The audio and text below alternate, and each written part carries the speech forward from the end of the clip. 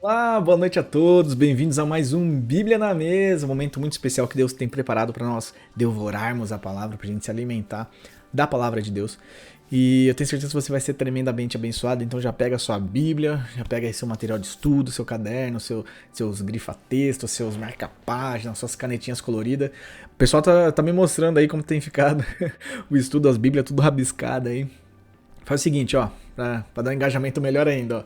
Tira uma fotinha de como tá sua Bíblia, o que mais chamou sua atenção, do seu caderninho de estudo aí. Tira uma foto, manda pra gente, que na aula que vem a gente vai mostrar aqui no início das nossas aulas, beleza?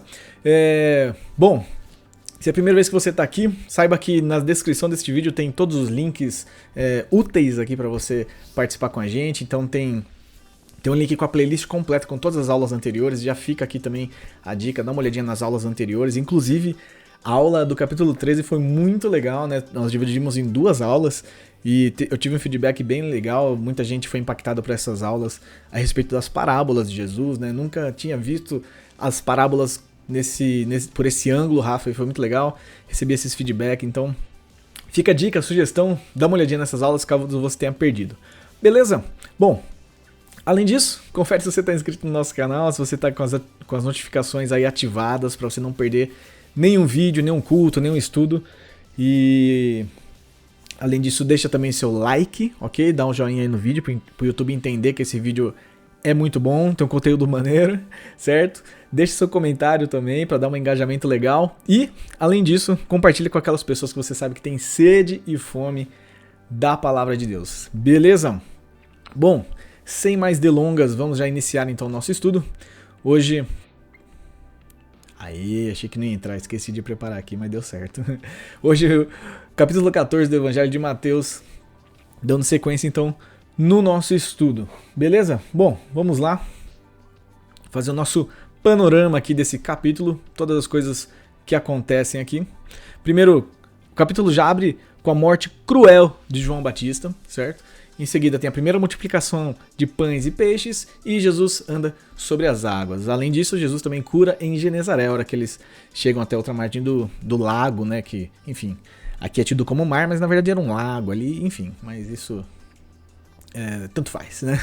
Eles chegam até o outro lado ali daquele recinto com água e ali Jesus cura os enfermos em Genezaré, certo? Temos aqui uma arte para ilustrar a nossa aula, né? Como sempre. E dessa vez não peguei uma pintura, vamos dizer assim, né? Mas eu peguei uma arte digital aí. Esse perfil que eu sigo chama Bible Design, ok? Procura lá no Instagram, @Bible Design.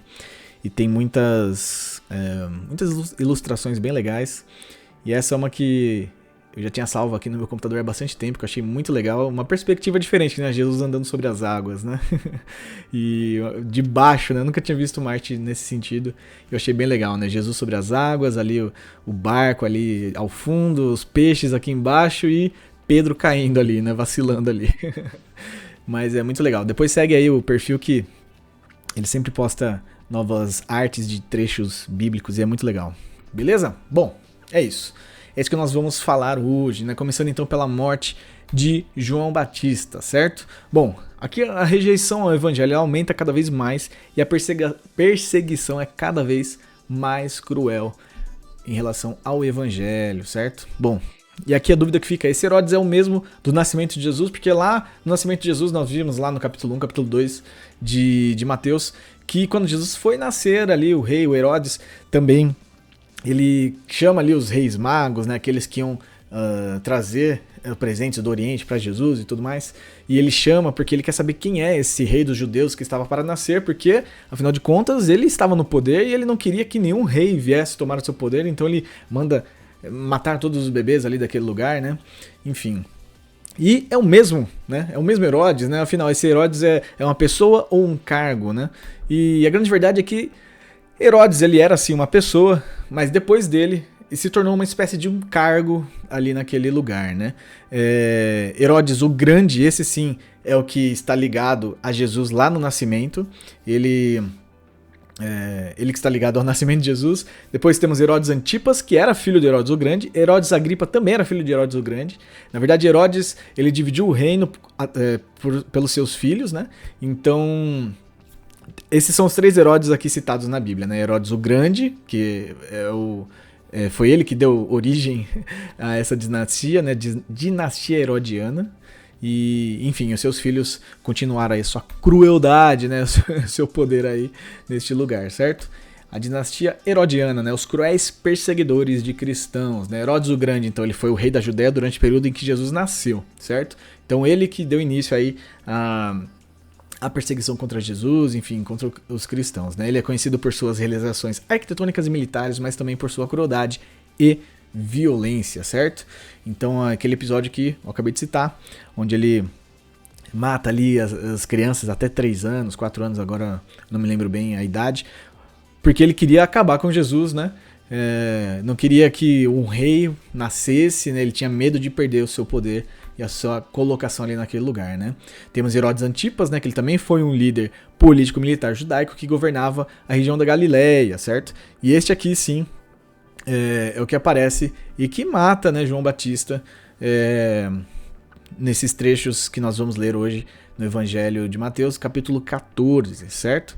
Bom, Herodes Antipas, então, tornou-se famoso por sua relação com Jesus Cristo e sua participação na narrativa bíblica. Ele é mencionado no Novo Testamento como sendo responsável por julgar Jesus durante o processo que resultou na sua crucificação. Além disso, Herodes Antipas é lembrado por ter mandado matar João Batista, o profeta, que se opôs ao seu casamento com a esposa do seu irmão, certo? Então esse é o destaque aqui de Herodes Antipas. E que destaque horrível, né? E temos o Herodes Agripa, né, mais pra frente. Este é outro Herodes que aparece aqui também citado na Bíblia. Esse foi o que matou Estevão, né? O primeiro mártir cristão, certo? Além disso, ele também é lembrado por ter tentado prender o apóstolo Paulo, mas por ter sido impedido pelo próprio Paulo, que foi protegido pelo direito romano de cidadania. Então, Paulo, por ser cidadão romano, ele não podia ser preso, né? Tinha ali as suas regalias, né? Então, esse Herodes, né? O Herodes Agripa, também deu sequência aí nessa perseguição ao povo cristão, ao evangelho de Jesus, certo? Então, veja bem, era um cargo, mas ao mesmo tempo não era, né? Então, Herodes o Grande, esse sim deu origem ali aos seus filhos, né? Os outros Herodes, o filho dele era Antipas, Agripa, e tinha outros. Eu não anotei aqui, mas enfim, eles não aparecem na Bíblia, certo? E tinha outros filhos também que reinavam ali naquela região, e cada um cuidava de uma parte. Herodes Antipa é chamado até de... Ele cuida de 4 regiões ali, por isso que... tetrarca, né, que fala? Peraí, vamos ver. Isso, tetrarca. No verso 1 diz, né? Por aquele tempo, o tetrarca Herodes soube da fama de Jesus, né? Então, tetrarca porque justamente ele governa ali em 4 regiões, certo? Então tem 4 regiões ali que ele tem o poder, e é por isso que ele é chamado de tetrarca, certo? Então, Herodes, nós podemos dizer que é sim um cargo, né? Ele é uma pessoa também, mas esse Herodes aqui, que é citado no capítulo 14, não é o mesmo lá do nascimento de Jesus, beleza? Ele é o novo Herodes, né? Como se falassem isso, né? Até mesmo Júlio César, né? Também houve Júlio César, né? O governador também, o imperador romano, né? E após dele, né? Existiam outros, né? Júlio César, né? Então perguntava quem é? Que ele é o novo Júlio César. Então Júlio César de certa forma virou um certo tipo de cargo também, né? Então as pessoas tinham isso no imaginário popular, né? A mesma coisa que Herodes, né? Herodes não era o nome dessas pessoas, mas quem é esse? Esse daí é um Herodes aí, certo? Ou seja, é um governante, né? Então acaba tendo esse vínculo aí, né? Da pessoa, né? Do nome Herodes com o cargo que ela exercia, certo? Mas, né, o que é importante é que a gente saber que não é o mesmo Herodes do nascimento de Jesus, ok? Bom, vamos ler aqui o texto então, né? Para aquele tempo o tetrarca Herodes soube da fama de Jesus, né? Isso aqui é interessante porque a gente pode pensar que ele soube da fama de Jesus e então ele mandou matar João, mas na verdade foi ao contrário, né? O que acontece aqui? Disse aos que o serviam, este é João Batista, ele ressuscitou dos mortos e por isso forças miraculosas operam nele, certo? Porque Herodes, havendo prendido João, o amarrou e pôs na prisão por causa de Herodias, mulher do seu irmão Filipe. Pois João lhe disse, você não tem o direito de viver com ela. Embora Herodes quisesse matá-lo, tinha medo do povo porque consideravam João como profeta. Mas, quando chegou o dia do aniversário de Herodes, a filha de Herodias dançou diante de todos e agradou a Herodes, algo que era super comum naquela época, né? as pessoas se apresentarem para o rei, para o governante e tudo mais.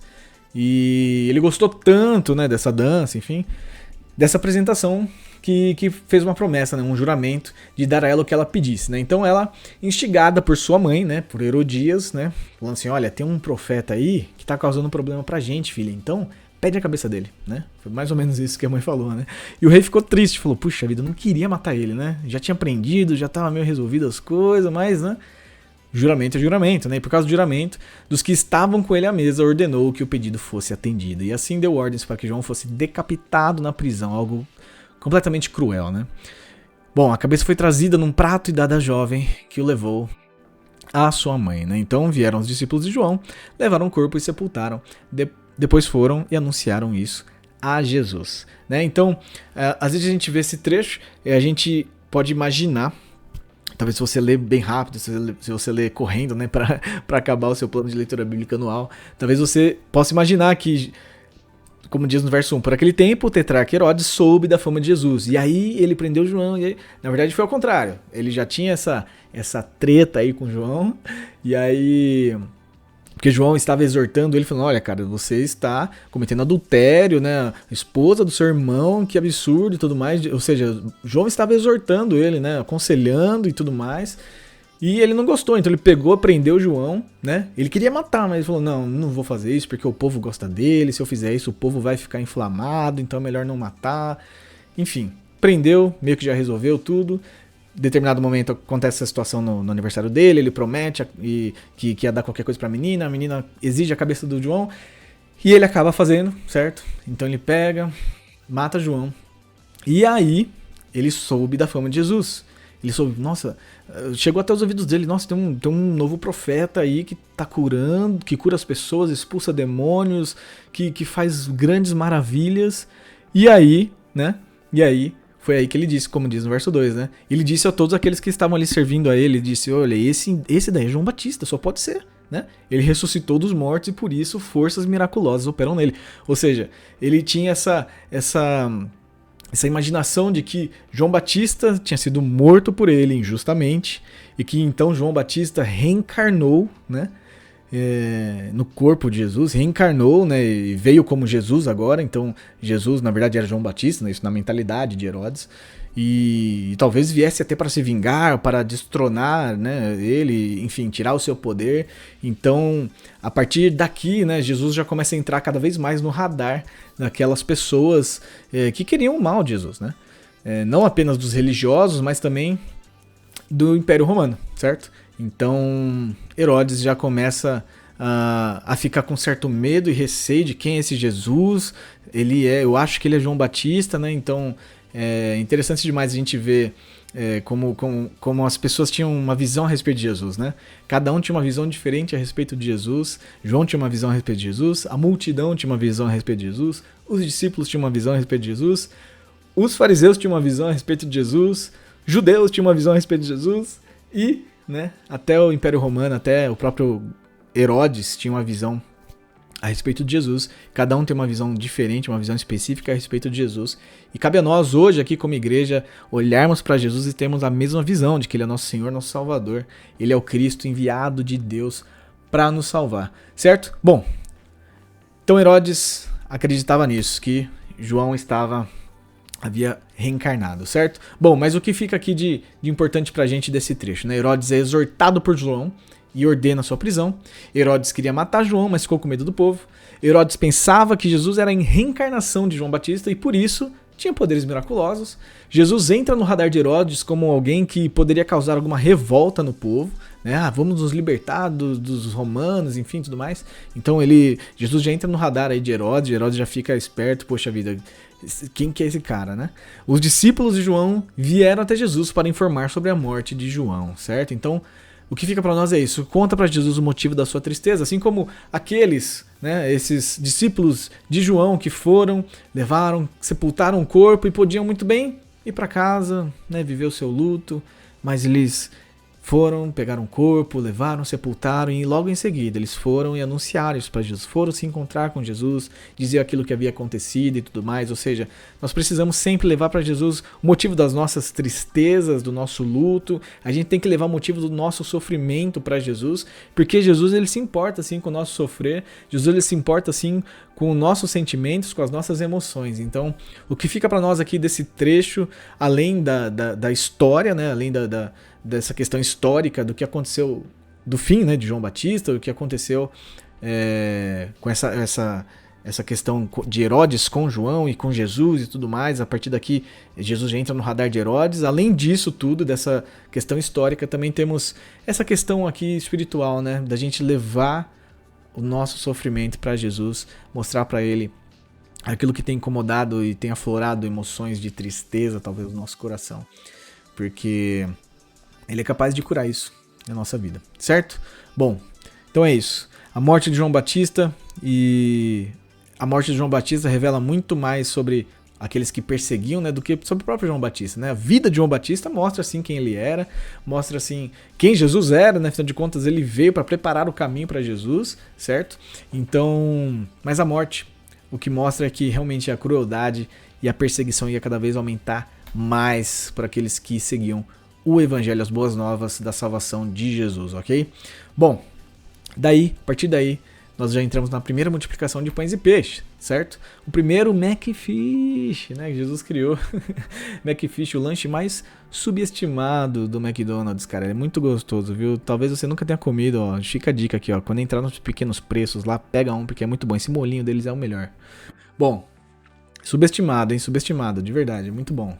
Vai na minha que é sucesso. Bom, após a morte então de João, Jesus se retirou para um lugar deserto, provavelmente em luto, né? A Bíblia não diz que Jesus estava triste ou que ia em luto a João, mas a gente entende que foi isso que Jesus foi fazer. Afinal de contas, ele recebeu a notícia da morte de João, então ele se retirou e foi sozinho para um lugar deserto. Ele foi ali orar e tudo mais.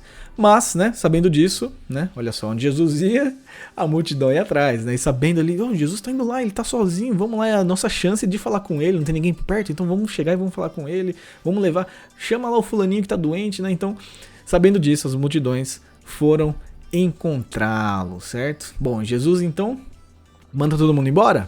Não, Jesus fala, gente, eu estou em luto, vão embora, vão para casa, não. Muito pelo contrário, Jesus se compadece, né? E aqui mais uma vez mostra esse caráter compassivo de Jesus, algo que nós devemos ter também em nossa vida. Nós como crentes, nós como igreja do Senhor Jesus, temos que ser pessoas que exercem essa compaixão, né? E eu sei que é difícil, né? Veja só, Jesus estava em luto, né? Jesus estava ali triste, talvez, pela morte de João Batista. Jesus queria ter um tempo sozinho. E não conseguiu. E às vezes a gente também quer ter um tempo sozinho, às vezes a gente quer também ter um pouco de descanso, um pouco de folga, e talvez a gente não está conseguindo, né? Mas a gente precisa ter cada vez mais compaixão, sabe? Mais compaixão por aqueles que talvez estejam, entre aspas, atrapalhando o nosso descanso, talvez, entre aspas, atrapalhando aí a gente ficar sozinho, a gente quer, sabe? Muitas vezes a gente quer ter um tempo sozinho, um tempo longe das coisas, né? Pra gente colocar as ideias no lugar. Mas a multidão chega e Jesus se compadece e ele cura os enfermos, né? Então nós temos que usar da compaixão constantemente, certo? Bom, depois disso, né? Para evitar problemas, né? Os discípulos viram que estava se juntando cada vez mais gente, e eles, a gente não tem nem comida para essas pessoas, vai causar um alvoroço aqui. Jesus, manda eles embora para eles se alimentarem, porque não vai dar certo, né? Eles ficar aqui e tudo mais. E aí, né? Vamos entrar no texto. Que aconteceu algo muito interessante, né? Então Jesus, ouvindo isso, retirou-se dali, num barco para um lugar deserto, à parte. Ou seja, à parte, sozinho, né? Somente ele, né? Ao saberem disso, as multidões vieram da cidade, seguindo-o por terra. Ao desembarcar, Jesus viu uma grande multidão. Ou seja, ele nem chegou a subir no monte, nem chegou a ficar sozinho. Ele desembarcou e já tinha um monte de gente ali esperando ele. Compadeceu-se dela e curou os seus enfermos. No verso 15, né, ao cair da tarde, os discípulos se aproximaram de Jesus e disseram, este lugar é deserto e já é tarde. Mande as multidões embora para que, indo pelas aldeias, comprem para si o que comer. Jesus, porém, lhes disse, não precisam ir embora. Deem vocês mesmos de comer a eles.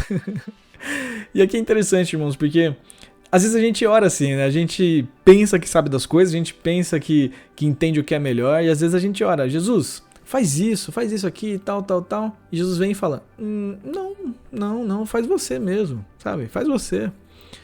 E isso pode meio que ser meio frustrante, né? Talvez a gente possa ficar meio frustrado com Jesus, com Deus, né? Poxa, Deus, eu tô te pedindo, poxa, por favor, faz isso, faz aquilo. E Jesus vem e fala, não, faz você. Foi mais ou menos isso que aconteceu aqui, né? Jesus disse pra eles, não, eles não precisam ir embora. Por que vocês querem mandar eles embora? Dê vocês mesmo de comer a eles. Sabe, Jesus então puxa a responsabilidade, né? Jesus traz essa responsabilidade para os seus discípulos. Ó, vocês estão reparando que eles estão com fome? Puxa, então façam alguma coisa vocês. Por que vocês estão pedindo pra mim? Já que vocês repararam, façam vocês, né? Jesus traz essa responsabilidade para os seus discípulos, assim como hoje Jesus traz essa responsabilidade para a igreja, cara. Nós somos esses que vai alimentar assim o mundo, né? É alimentar com a palavra de Deus, certo? Então nós precisamos sim sempre ter essa responsabilidade no nosso coração e entender que faz parte de ser cristão, certo? Nós temos a responsabilidade de alimentar as multidões, certo? Mas, olha só que interessante, eles respondem, não temos aqui senão 5 pães e 2 peixes. E Jesus diz, traz esses pães e peixes aqui para mim. O que isso quer dizer? Sabe, irmãos, nós temos sim que orar pelos necessitados, mas a gente tem que se manter atento ao que Deus ordenar, né? É claro, né? Não estou dizendo que você não precisa orar, né? Você tem que fazer as coisas pela sua força. Não, ora sim, mas manter seu coração aberto, certo? Aquilo que Deus ordenar para você, porque talvez Deus esteja te falando, olha, você precisa... É você que vai alimentar essa multidão, certo? Então você precisa estar atento a isso, ok? Outra coisa interessante é que os discípulos usaram o que eles tinham ao seu alcance, né? Na verdade, eles questionaram Jesus também. Eles falaram, mas Jesus, a gente não tem nada, a gente só tem 5 pães aqui, tem mais de 5.000 pessoas, né? Porque a Bíblia diz que tinham 5.000 homens, né? Tirando mulheres e crianças, né? E a Bíblia sempre fala a respeito dos homens, né? Tinham 5.000 homens, ou seja, 5.000 homens, se pelo menos metade deles ali fosse casado, teria então mais 2.500 mulheres. Ia dar 7.500 pessoas. Só que quem é casado naquela época, principalmente, não ficava sozinho por muito tempo. Tinha talvez 1, 2, 3, 4, 5 filhos, né? Então a gente pode entender aqui que tinha 10, 12, talvez até 15.000 pessoas aqui naquele lugar, num lugar gigantesco, com muita gente. Então, e eles falaram, Jesus, a gente só tem 5 pães e 2 peixes, né? Não tem o que a gente possa fazer, né? Então talvez, irmãos, Deus tenha pedido coisas pra gente fazer, sabe? Talvez a gente tenha pedido pra Deus fazer algumas coisas e Deus tá jogando a responsabilidade pra gente. Não, faz você. E você talvez retruca, diz, ok, Jesus, você tá pedindo pra eu fazer, mas eu só tenho 5 pães e 2 peixes. E Jesus fala, tá bom, traz isso que eu resolvo. Entende? Veja só, tem a nossa parte da aliança, tem algo que a gente precisa fazer. Jesus traz a responsabilidade pra gente, mas não é a gente que vai fazer um milagre, sabe? Não é você que vai multiplicar os pães, sabe? Não sou eu que vou multiplicar os pães, os peixes, enfim. Mas Deus quer usar aquilo que eu tenho. E talvez você não tenha nem 5 pães e 2 peixinhos. Talvez você só tenha 1 pão e um nuggets. Um peixinho pequenininho, um peixinho beta. Talvez seja tão pouco que você tem, entende? Mas ainda assim, entenda o seguinte, não é você que vai fazer. É Deus, entendeu? Então é como se Jesus falasse, olha, eu quero usar o que você tem. O que você tem? Eu tenho 5 pães e 2 peixes. Ok, traz que eu vou fazer o milagre. É Jesus que faz o milagre, é Deus que faz o milagre. Então, Deus ele dá uma responsabilidade para você, certo? E você vai usar o que você tiver, o que você puder, o seu máximo, e deixa Deus fazer o milagre através da sua vida, certo? Então, eu não quero colocar aqui um exemplo prático, porque eu não quero nos prender a exemplos. Eu acredito que já deu para entender muito bem o que eu quero dizer aqui, né? Talvez Deus tenha te pedido algo e talvez você tenha questionado, mas Deus, eu não tenho, não consigo, talvez em questão a tempo, eu só tenho 5 minutos, né? E Deus está falando, ok, usa esses 5 minutos, sabe, para orar, usa esses 5 minutos para estudar, enfim, usa esses 5 minutos e eu vou fazer um milagre, certo? Usa esses 5 pãezinhos que eu vou fazer o milagre, sou eu que vou fazer, não é você. Então não se preocupa, só tem pouco pão e pouco peixe, não se preocupa, usa isso, porque eu vou fazer um milagre. Então, isso é muito maravilhoso, irmãos. Nós sabemos que Deus, Ele cuida da gente, Ele traz responsabilidades pra gente, mas Ele não deixa a gente sozinho. Jesus não falou assim, ó, se vira, meu, dá vocês o alimento para esse povo aí, se vira. Jesus falou, dá vocês, certo? Traz o que vocês têm que eu vou fazer o milagre.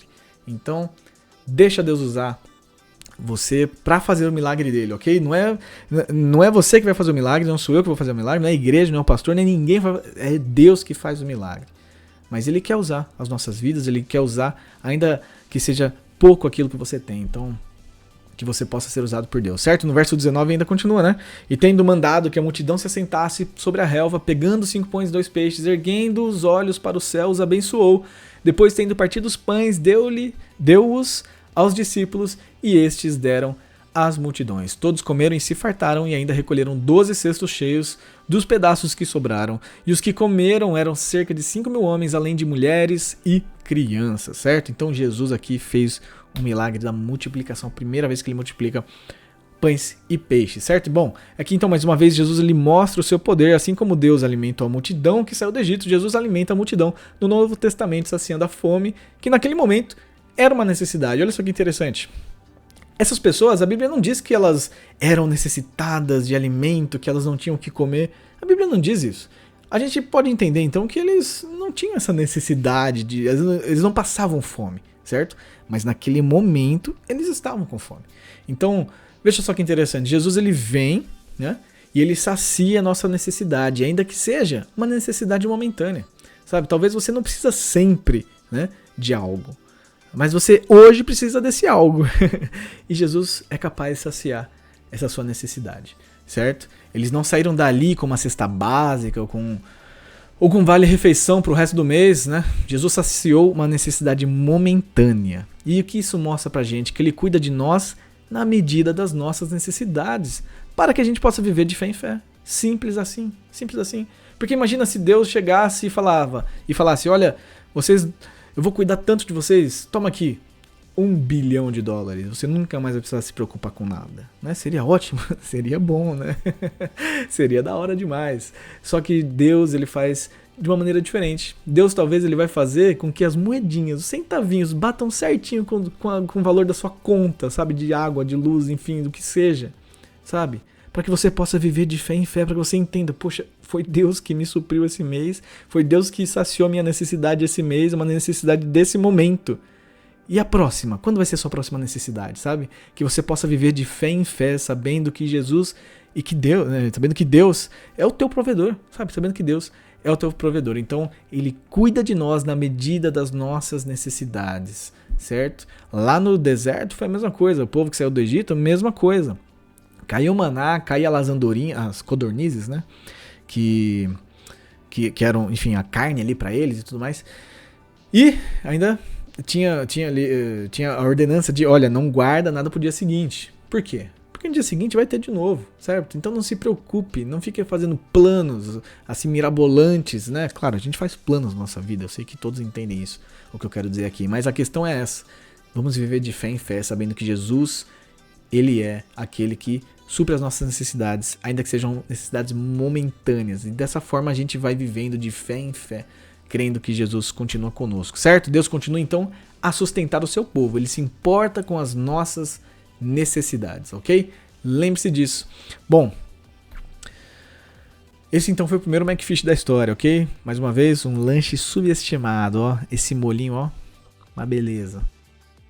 Eu acho que saiu de linha, faz um tempo que eu não vejo mais no Mac. Mas vamos lá. Jesus anda sobre as águas, vamos ao que interessa.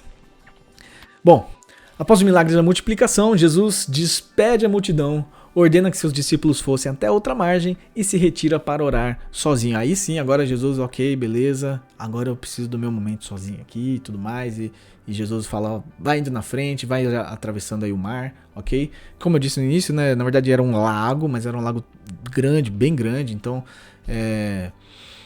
acabavam chamando de mar.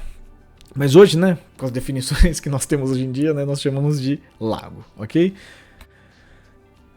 Bom, mais uma vez, Jesus traz complicações para os seus discípulos, né? Por que complicações? Vamos ler o texto que vai fazer sentido, ok? No verso 22, então, do capítulo 14, continua dizendo, né? Logo a seguir, então, Jesus fez com que os discípulos entrassem no barco e fossem adiante dele para o outro lado, enquanto ele despedia as multidões. E tendo despedido as multidões, ele subiu ao monte a fim de orar sozinho. Ao cair da tarde, lá estava ele só. Finalmente, conseguiu. Entretanto, o barco já estava longe, a uma boa distância da terra, açoitado pelas ondas, porque o vento era contrário.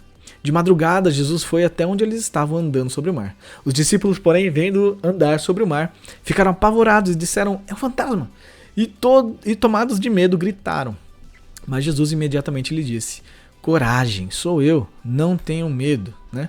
Então, aqui a gente pode entender isso, que era noite, certo? E naquela época, né, não tinha esse costume de se navegar à noite. Não tinha, obviamente, não tinha os aparelhos que nós temos hoje, né? Não tinha ali os radares, enfim, não tinha GPS, né? Olha só. Não tinha nada disso, então realmente navegar à noite era uma coisa meio complicada, né? Mas Jesus falou, vai indo na frente, vai indo pra lá. Então eles foram, né? Falaram, ok, vamos obedecer o que Jesus diz. E eles obedeciam, certo? E mesmo com toda essa problemática, eles obedeceram a Jesus, né? O temporal então os atinge e eles lutam para não naufragar. Enquanto isso, Jesus estava no manto, olha, Jesus estava no manto. Jesus estava no monte orando sozinho. Bom, aqui temos alguns pontos interessantes, né? Primeiro que ele não precisaria ir até o barco, né? Lá do alto do monte, Jesus podia muito bem já acalmar o mar, acalmar a tempestade, acalmar o vento, né? E pronto, resolveu tudo, né? Lá de cima do monte ele podia fazer isso, mas ele faz questão de mostrar aos seus discípulos que o vento lhe obedece, que as ondas estavam sob os seus pés, certo? Ou seja, em meio à tribulação, os discípulos não reconhecem Jesus se aproximar e se assustam pensando ver um fantasma. Então veja só que interessante. Às vezes nós passamos por situações, por coisas que a gente fica, Deus, cadê você? Cadê você? E a gente acha que Deus está longe, Deus está distante da gente, mas Deus ele quer cada vez vir mais perto para mostrar que é Ele fazendo, que é o poder dele exercendo sobre a nossa vida, certo? Bom, creia que Jesus é real, reconheça Jesus em meio às ondas, sabe? Porque esses dias eu vi uma pregação do pastor Eliseu Rodrigues, né?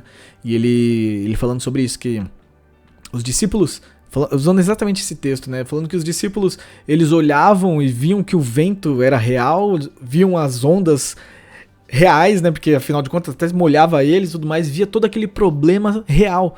E aí quando eles viram Jesus, eles achavam que era um fantasma, ou seja, não é Jesus, é um fantasma, sabe? Então você tem que crer, os seus problemas são reais, ok, mas Jesus também é real, não é um fantasma, entende? Quando chega a salvação para eles, eles não acreditam. Eles acham que é uma assombração, que é um fantasma, que é algo que não é real, sabe? E eles estão vendo que tudo ali ao redor deles é real, menos Jesus, sabe? Então creia que Jesus é real, creia que Jesus está chegando ao seu socorro, sabe? Creia que Jesus está chegando para acalmar a onda, acalmar o mar, acalmar o vento, né? E reconheça Jesus em meio às ondas, que foi o que os discípulos não fizeram aqui à primeira vista, né? Eles não reconheceram Jesus em meio às ondas, em meio estava escuro, né? Eu preciso dizer que, né, não tem muito como culpá-los, né? Porque imagina, né? Naquela época não tinha um refletor, não tinha uma lanterna, né? Os caras só tinham lá umas lamparinas, né? Imagina um mar à noite, cara. Você não enxerga nada, Então, eles viram ali um vulto ali vindo ali e acharam que era um fantasma. Como assim? Andando sobre as águas, né? Não é um homem, não é. Então, eles não reconheceram Jesus em meio às ondas, né? E o texto continua, né? Então, Pedro disse, se é o Senhor mesmo, mande que eu vá até aí, andando sobre as águas. E Jesus disse, venha. E Pedro, descendo do barco, andou sobre as águas e foi até Jesus. Reparando, porém, na força do vento, teve medo e, começando a afundar, gritou, salve-me, Senhor. Né? Então, dando sequência ainda, e prontamente Jesus, estendendo a mão, o segurou e disse, homem de pequena fé, né? Que a gente brinca aí que é o homem bully, né? É o homem de pouca fé. Por que você duvidou? A gente vira pai, é piada de tiozão, hein? Cada aula tem uma, né? Desculpa aí, foi mal aí, galera. Bom, subindo ambos para o barco, o vento cessou, e os que estavam no barco o adoraram, dizendo, verdadeiramente, o Senhor é o Filho de Deus, né? Então, nós vemos isso acontecer. Os discípulos não reconheceram Jesus, viram que tudo ao redor era real, que tudo estava acontecendo, e não conseguiriam ver a realidade de que Jesus estava chegando para salvá-los, né? Então a gente precisa sempre reconhecer Jesus em meio às ondas, certo? Bom, Pedro, sendo mais impulsivo, deseja ir até Jesus. Quando Jesus o chama, obedece sem questionar e anda sobre as águas, né? Isso é muito interessante também, né? Eles achavam que era um fantasma, eles ficaram com medo, mas Jesus revela para eles. E Pedro ali, né, sendo essa pessoa impulsiva, nós vemos aí nos evangelhos, né, isso acontecendo constantemente, ele fala, Jesus, então eu quero ir até você. E Jesus chama e ele nem questiona, mas será que eu vou conseguir? Mas como que eu faço para andar sobre as águas, Jesus? O que eu tenho que fazer? Não, ele simplesmente vai, Jesus manda, ele vai. Isso é demais, cara. E ele vai, né? Mas aí ele começa a reparar, opa, peraí, tá muito vento, nossa, a água, ou seja, a razão começa a vir sobre a mente dele, né? Primeiro a fé, né? Olha só que interessante, primeiro a fé veio antes da razão e Jesus fala, vem comigo, vem aqui, anda sobre as águas e, óbvio, Jesus tá falando, é óbvio que eu vou conseguir, né? Olha que fé maravilhosa que ele teve nesse momento, ele vai, só que em determinado momento, durante o caminho, a razão dá lugar à fé, aliás, a fé dá lugar à razão, né? E ele começa, peraí, o vento tá muito forte, a água, peraí, eu tô andando sobre a água, não, isso é impossível, como assim?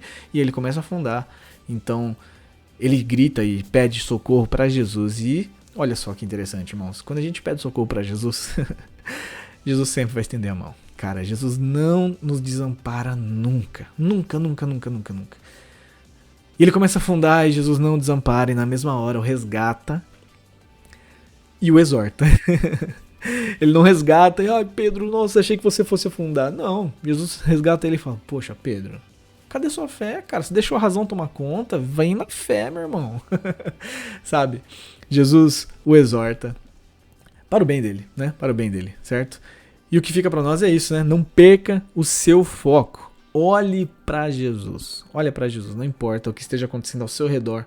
Olha para Jesus, porque Jesus também é real. Assim como as ondas são reais, assim como o vento é real, Jesus é real. Não importa o tamanho do teu problema, Jesus caminha por cima do teu problema, cara. E fala assim para você, vem, caminha junto comigo por cima disso tudo.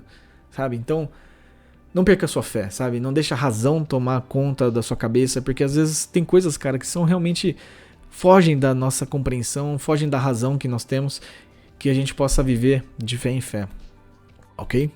Bom, passando esse caso, ok? Eles chegam então até outra margem, né? Chegam em Genezaré, né? E no verso 34 diz, né? Estando já no outro lado, chegaram à terra de Genezaré. E veja o que acontece. Jesus não tem descanso. Ele chega lá e as pessoas daquela terra já reconhecem e, viu, chama lá fulaninho, chama lá que ele estava doente, né? Chama ele, Jesus chegou, cara, vamos lá. E aquelas pessoas, e a notícia de que Jesus estava naquele lugar já corre por aquela região. E enfermos são trazidos e Jesus cura aquelas pessoas, né? Na verdade, no verso 36 diz, né, que pediam que ao menos pudessem tocar na borda de sua roupa, porque imagina que tivessem tantas pessoas, né, que Jesus, eu sei que não dá para o Senhor atender todo mundo, mas deixa só a gente tocar na borda das suas roupas, deixa só a gente tocar, sabe, no finzinho da sua roupa, porque a gente sabe que a gente vai ser curado, né? E veja só o que aconteceu, todos que tocaram nele foram curados, certo? Isso aqui é algo que nós já falamos anteriormente, né? Da gente fazer o mínimo. E não o mínimo no sentido de, não vou me esforçar. Já que é só encostar nas vestes, então só vou encostar nas vestes, né? Só, né? Não, você se esforça ao máximo. Mas o que eu quero dizer é que, às vezes, o nosso máximo parece ser tão pouco, sabe?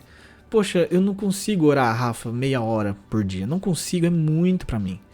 Eu consigo orar só 2 minutinhos. Pois é, faz esse o que parece o mínimo, sabe? Porque isso é o mesmo que tocar nas vestes de Jesus, né? Porque assim, às vezes a gente quer abraçar Jesus. Eu quero orar 2 horas de madrugada e tal. Mas a gente talvez você não consiga, né? Talvez você não consiga abraçar Jesus, certo? Mas pelo menos toca nas vestes dele. Tá? Pelo menos ora 2 minutinhos, entende? Então assim, dê o seu melhor, é óbvio. Mas se você não puder, faça o máximo que você puder, né? E eu digo mínimo porque às vezes parece que é tão pouco, né? Poxa, só tocar nas vestes? Poxa, só orar 2 minutos? Poxa, só ler um versículo por dia? Parece ter tão pouco. Pois é, mas Deus vai fazer milagre com isso na sua vida, certo? Você vai ser curado através disso, né? Então os enfermos da região vieram e pediam para tocar na borda da sua roupa e todos que tocaram ficaram curados. Então o que nós aprendemos com esses milagres que nós vemos aqui no capítulo 14? Né?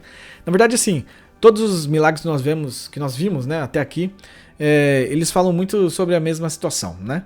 A primeira dela é que os milagres são uma confirmação da divindade de Jesus, né? Então Jesus ele vinha e não fazia as coisas a bel prazer. Aliás, ele faz o que ele quiser, mas eu quero dizer, ele não fazia apenas por diversão. Vou curar um aqui, curar outro ali, quero ser famoso e tudo mais. Não, Jesus vinha para confirmar ali a sua divindade, confirmar que ele era o Filho de Deus, né? Ele não é apenas um mestre, um curandeiro, mas o nosso Salvador. Ele perdoava os pecados, né? Então ele vinha para mostrar que ele era o Filho de Deus, certo? Outra coisa é que seu poder é ilimitado, nada está fora do seu alcance, né? Ele alimenta a multidão, ele acalma o mar e cura os enfermos, cara. Olha só, tudo está em seu controle, tudo. A doença, né? As necessidades humanas estão sob a sua tutela, né? E também até as forças da natureza, tudo está sob os pés de Jesus, né? Jesus está acima de tudo, né? Ele reconhece e supre as nossas necessidades. Ele se mostra presente e nos faz andar sobre as águas. Ele tem cura física, cura da alma e cura espiritual para todos, certo? Jesus está acima de tudo. É isso que esse milagre de Jesus andar sobre as águas representa pra gente, que Jesus está acima de tudo, todos os problemas, de todas as situações, Jesus está acima de tudo. E ele nos convida a caminhar junto com ele acima de tudo. Olha só que maravilha. Bom, vamos para o nosso resumo da nossa aula, né? Nós começamos falando então sobre a morte de João Batista, né? Onde Herodes Antipas, ok? É interessante porque a Bíblia diz apenas Herodes, mas nós sabemos que não era o Herodes, né? Enfim, já falamos tudo isso no início da aula, né? Não era o Herodes que estava presente ali no nascimento de Jesus, mas esse aqui era Herodes Antipas, ok? Então Herodes Antipas prende João após ser exortado. Queria matá-lo, mas tinha medo do povo. A filha de Herodias pede a cabeça de João. Herodes cumpre com a sua promessa e mata João. Herodes pensa que Jesus é João reencarnado. Isso explicaria aí seus poderes miraculosos, né? E os discípulos de João levam a notícia até Jesus, ou seja, eles levam ali sua tristeza, levam ali tudo aquilo que estava afligindo eles até Jesus. E essa é uma das perguntas que eu vou fazer quando chegar no céu. Falar, Jesus, o que eles falaram para você? Como que foi essa conversa? Né? Eu queria muito saber qual foi esse diálogo entre os discípulos de João para Jesus, né? Qual era a queixa deles, né? Os milagres de Jesus, vimos também aqui hoje, certo? Bom, Jesus traz então responsabilidade de alimentar a multidão para os seus discípulos, né? Eles usam o que tem, 5 pães e 2 peixes, e Jesus faz o milagre. Jesus se retira para orar no monte enquanto seus discípulos navegavam. Vento forte e ondas contrárias assolam o barco. Jesus caminha sobre o mar e os seus discípulos se assustam. Pedro decide ir até Jesus e caminha sobre as águas até vacilar. Jesus socorre e repreende o vento e o mar. Chegando em Genezaré, Jesus cura os enfermos. São esses milagres que nós vimos aqui no capítulo 14 de Mateus.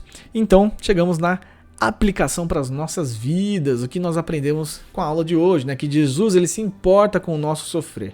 Ele se importa com aquilo que nós estamos, com as coisas que estão nos entristecendo, certo? Use o que tiver ao seu alcance e deixe Jesus fazer o milagre, certo? São só 5 pães e 2 peixes? Tudo bem, não é você que vai fazer o milagre. Use isso que você tem e deixa Jesus fazer o milagre, certo? Creia que Deus continua a sustentar o seu povo. Reconheça Jesus em meio às ondas. O poder de Jesus é ilimitado, ele está acima de tudo. E talvez o principal, pelo menos para mim na aula de hoje, essa aplicação. Não perca seu foco. Olha para Jesus, mantenha seus olhos em Jesus. Não importa o vento, o mar, o que esteja acontecendo ao seu redor. Olha para Jesus, porque ele está te convidando a passar por cima dos problemas, cara, junto com ele. Então vai nessa. Olha para Jesus que vai dar tudo certo, ok? Essa é a aplicação para as nossas vidas. E já fica aqui o convite, aula que vem então, Mateus capítulo 14, e Mateus já mandou mensagem aqui pra gente, ok? Aproveita então que você tá com sua Bíblia na mesa aí, que você tá reunido em família, ok? E já lê o capítulo 15 da aula que vem, ok?